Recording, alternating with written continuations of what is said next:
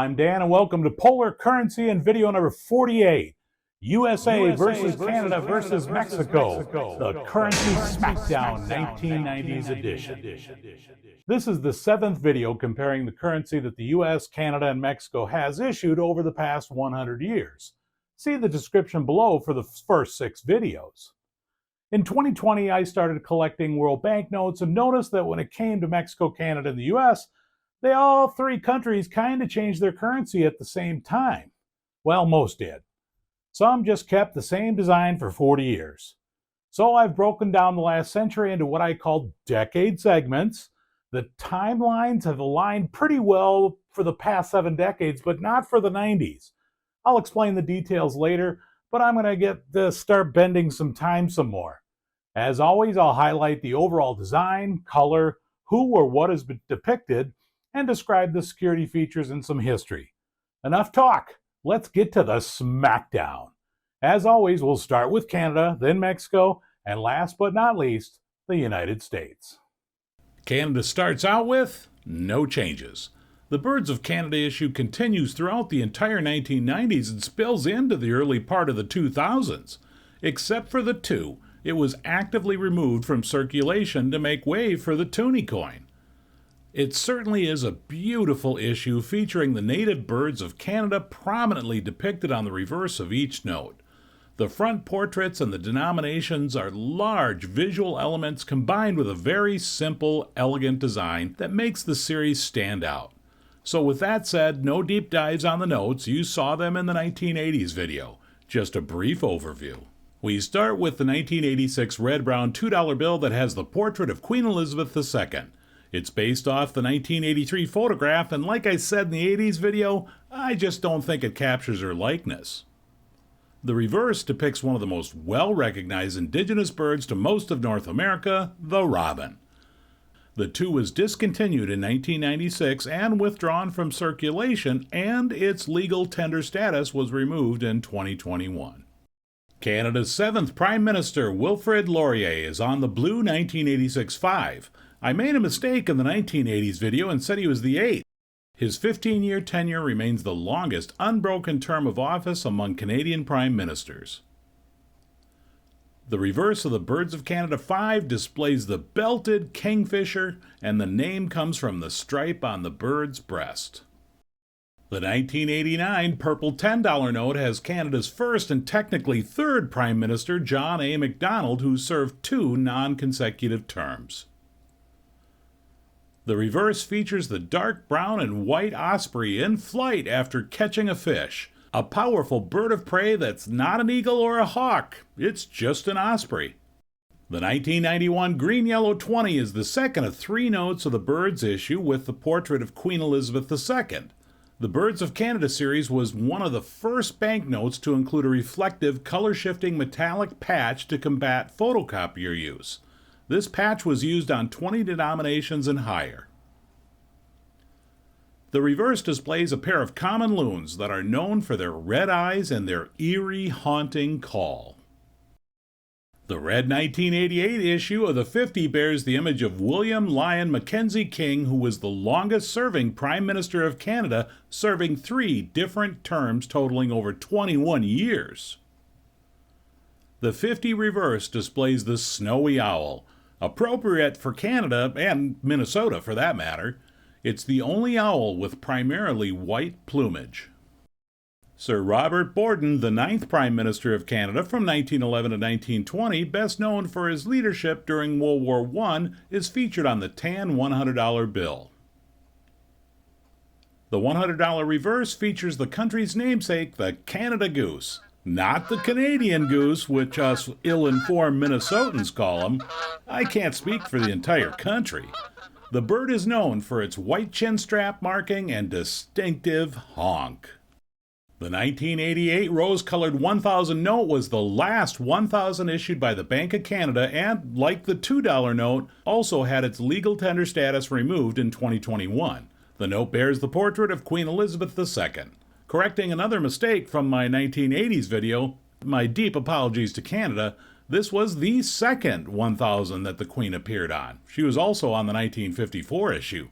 I should watch my previous videos because, I did show it in the 1950s video. The reverse features a pair of pine grosbeaks, which are part of the finch family but are almost twice the size of common finches. Again, this is the last $1,000 bill that the Bank of Canada will issue. That's it for the Birds of Canada series, which continues well into the mid-2000s, especially with the larger denominations. On to Mexico. The good news? Mexico had a new series issued in the 1990s. The bad news? It was a confusing time period for me as a novice collector with Mexican banknotes. There were many changes early and late into the decade, so I'm going to stick with the one main design issue type that was in the 90s, and that forces me to bend the timeline, because the new 1990s design overlaps into the 2000s, and I'm trying to compartmentalize into my decades formula. The years are off a bit, but it almost works. But understand, there were multiple designs and feature variations for the series that I'm showing for the 1990s. So why all the changes? The Bank of Mexico was responding to continued inflation and trying to prevent hyperinflation. In 1992, the bank began remonetizing the peso with the larger 1980s denominations, beginning with the 10,000 through 100,000 pesos. The previous design was kept, but 3 zeros were dropped and the banknotes became the 10, 20, 50, and 100 Nuevos pesos, or new peso. I don't have these notes in my collection as they all have a higher collector value because they were a short-lived series and they have the same design as the 1980s. And you've already seen them. In October of 1994, a new design was rolled out with 10, 20, 50, 100, and later 200 and 500 denominations. A significant change was they were produced in two sizes, small for the 10, 20, and 50, and large for the 100, 200, and 500 pesos. The 1,000 pesos, dated 2002, wasn't issued until 2004 and had two different color variations. That 1,000 pesos is in the same design family, so I'm including it with the 1990s. The new designs are very different from the previous series. None of the colors remained with the denominations. An example is the 50 pesos has been traditionally blue dating back to the 1940s. That all changed, and I'm getting ahead of myself. Like previous videos, I'll go over the major design elements with just the 10 pesos to save time. After reviewing each note, I'll cover the security elements of the series, which there were a lot of. Like I said, using the 10 pesos to show the major and more common elements. The new series became much more uniform in overall design.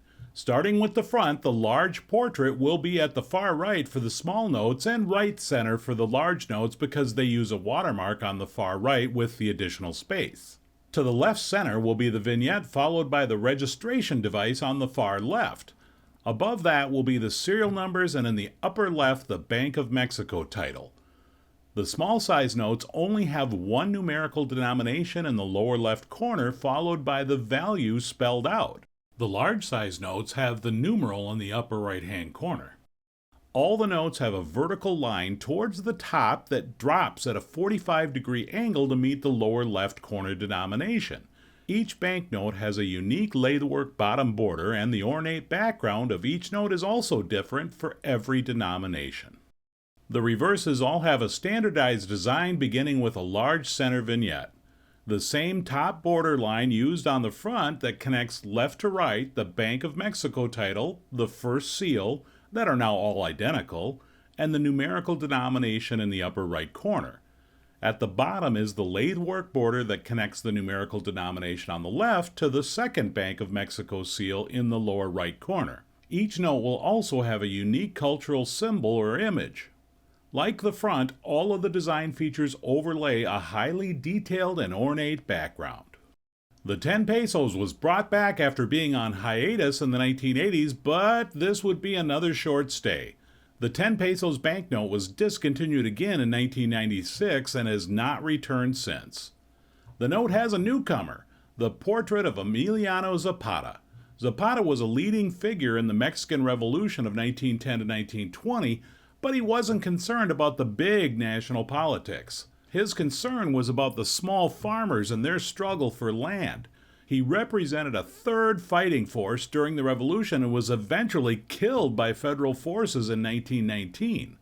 The center vignette displays hands holding corn, and it's interesting to see small corn details repeated in the background of the note. The main vignette is a statue of Zapata on horseback talking to a farmer. To the left are large gears that are part of a grain mill, and in the background is a vista of Mexico City with the two volcanoes that are below the Bank of Mexico title. The background also depicts corn stalks set at an angle behind the statue, and that's just really cool. All of the denominations in this design series use embedded threads that glow under ultraviolet or UV light in the paper. Microtext is also incorporated into all the banknote designs inside the border line that defines the portrait and the center vignette. This is true for the front and back of the series. The 1999 20 pesos has the portrait of 26th President Benito Juarez. He was previously on the 50 pesos and many other Mexican banknotes dating back 100 years. Juarez is the first indigenous person to be the head of state of any country in post-colonial Americas. The center vignette is a variation of the Mexican coat of arms representing patriotism. On the back is the neoclassical monument to Benito Juarez in Mexico City that was dedicated in 1919. What's odd about the engraving is that the lion placed to the far left is actually two lions that are actually at the monument's center base. An interesting footnote is that there is a very large statue of Juarez in Washington, D.C., close to the Watergate campus, gifted by Mexico to the U.S. in 1969. All the notes in the series also have a registration device that is integrated into the design on the front and back. The device is located on the reverse far right and the front far left. When held up to the light, the design of the devices come together to form the numerical denomination of the banknote. Now that is very cool. The front of the 1999 50 pesos banknote front features the portrait of Jose Maria Morelos, a Catholic priest during the War for Independence and is considered a Mexican national hero.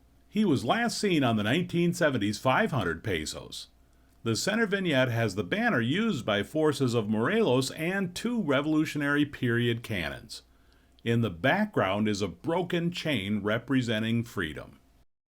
The 50 pesos reverse depicts a view of the lake of Pasaqueros in the state of Michoacan. In the left corner are a pair of masks used in the folk dance called Dance of the Little Old Men. To the far left are three monarch butterflies. Monarchs migrate in winter in the Sierra Madre Mountains of Michoacan. The 50 and the 100 pesos are the only two notes that use metallic reflective planchets or small dots on the front left side of the note. And the 50 pesos is the only denomination to have ultraviolet or UV planchets also embedded into the paper. The 1998 100 peso is the first large size of the series and depicts Nezahualcóyotl, the monarch of Texcoco, who was a scholar, philosopher, warrior, architect, poet, and ruler of the state of Texcoco in the 1400s. The center allegory comprises the drawing of a piece of jade, a flower, and two seated men. On the back is the illustration of a sculpture of the Aztec god of flowers and songs. To the left, another illustration of a sculpture of a fire serpent. To the far left is the watermark window depicting Nezahualcóyotl, who, by the way, makes his first appearance on Mexican currency. The 100 through 1,000 pesos notes have a second embedded security strip that glows a purple in UV light and spells out the denomination. They're all located about an inch from the front left edge. The last three notes all spilled into the 2000s, but I'm keeping them in the 1990s because they are part of the same design series. The 2007 200 pesos banknote front features a portrait of Juana Inez de la Cruz. She was a well-known poet, dramatist, scholar, nun, and writer of Latin America in the late 1600s. She last appeared on the 1,000 pesos. The center vignette is a period book and inkwell representing de la Cruz's writing. The reverse features the Temple of San Jeronimo, a Roman Catholic monastery in Granada that's famous for its Renaissance-style architecture. The watermark window to the left depicts De la Cruz. Beginning with the 200 pesos, an iridescent colored vertical band is overprinted on the note and appears and disappears when the note is tilted up and down, displaying the denomination. This was also incorporated into the 100 pesos beginning in 2000. The front of the 2007 500 pesos banknote features a portrait of Ignacio Zaragoza, a Mexican general and politician. Zaragoza led a Mexican army of 600 men that defeated 6,000 invading French forces, including the elite French legionnaires. That was in 1862 at the Battle of Puebla that is depicted in the center illustration. On the reverse is a representation of the bell tower and domes of the Cathedral of Puebla, located in the region where the Battle of Puebla took place. The far left displays Zaragoza in the watermark window. The 200, 500, and 1,000 pesos all use a color-shifting ink that surrounds the upper right denomination. The color turns dark to light when the banknote is tilted. This was again incorporated into the 100 pesos in 2000.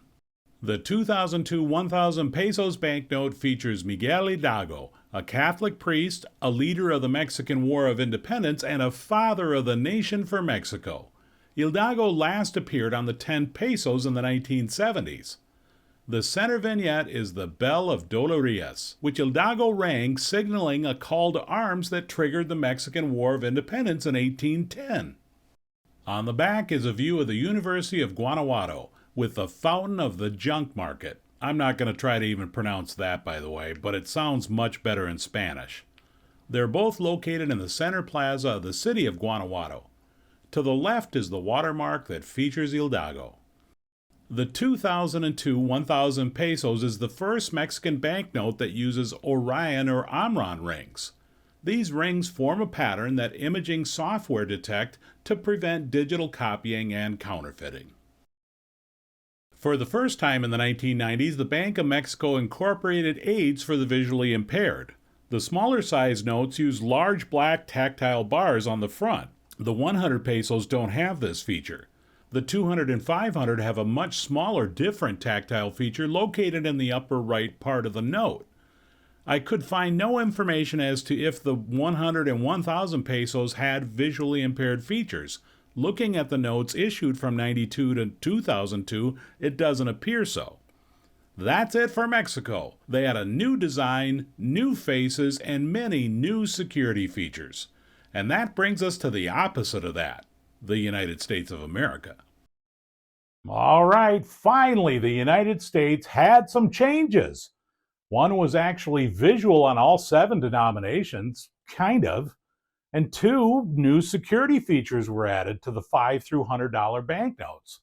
These would be the first changes in 20 years, since 1969 with the new Treasury seal. That was some real excitement there, let me tell you. The first change was only to about half the notes issued. Here's the background. The Bureau of Engraving and Printing, the BEP, opened up the Western Currency facility in Fort Worth, Texas, and began producing currency in 1990. It's the first government facility outside Washington, D.C. to print United States paper money. Of course, the U.S. Mint had opened up the first branch mints in 1835, and today they operate 4 different sites that coin money. According to the BEP's website, the facility opened to better serve the currency needs of the western half of the nation and to act as a contingency operation in case of emergencies at the D.C. facility. With Fort Worth opening, there was a need to visually tell where the banknotes were printed for all denominations. The letters FW for Fort Worth were added in front of the printing plate number. If the note is issued from the Washington, D.C. facility, there is no designation. It's pretty much the same thing as a coin's mint mark. Even though the new facility opened in 1990, you can see that it took a few years for the Series 1988A to be issued. These notes were printed after Fort Worth opened. Wow, that's a lot of information for only 2 small letters added to only about half the banknotes.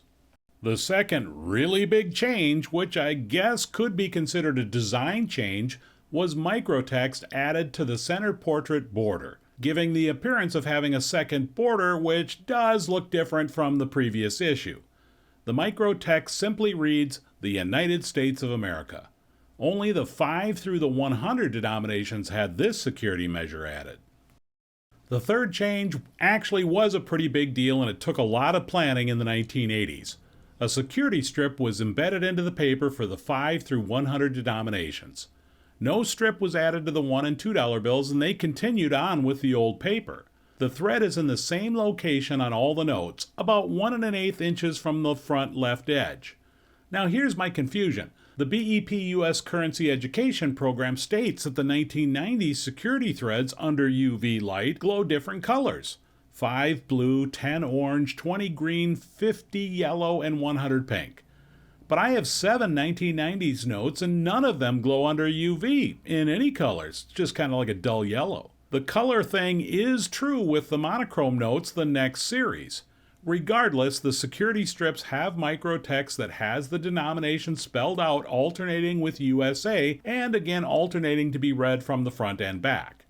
And since I brought up the monochrome or large head notes, I'm pushing them into the 2000s. Yes, I know they were issued in the late 1990s, but you know the answer by now.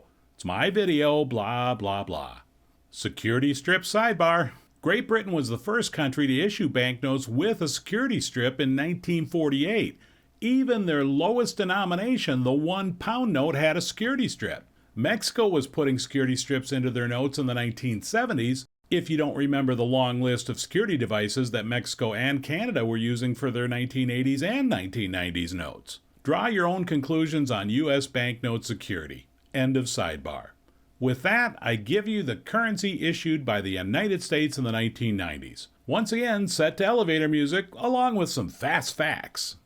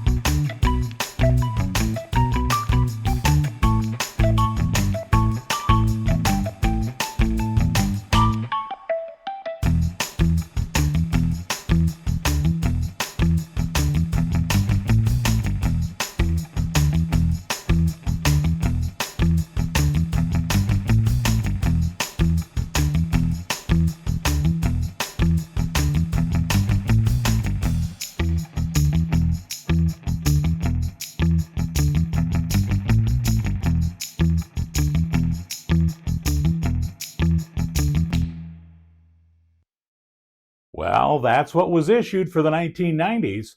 So who will take home the top spot for USA versus Canada versus Mexico, the Currency Smackdown 1990s? Not to beat a dead horse, but you know I will anyways. We all know that the U.S. firmly holds on to third place. I mean, a printing, denotation, a security strip, and microtext isn't going to move the needle. So that leaves Canada and Mexico vying for the top spot. Once again, this was a very, very close, but I had to pick one. Well, the winner of the USA versus Canada versus Mexico for the 1990s is Mexico!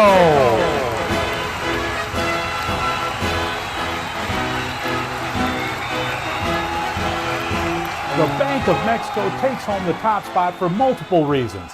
A new series design, 3 new people featured, the integration of cultural symbols and places that relate to the person on the banknote, the incorporation of visual aids, and the addition of multiple enhanced security features and 2 different size notes, all designed and printed by the Bank of Mexico. It is a truly an amazing series that says a lot when squaring off against the Birds of Canada series, which is a beautiful issue.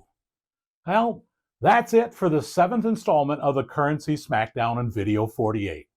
All 3 countries come out with new designs in the 2000s.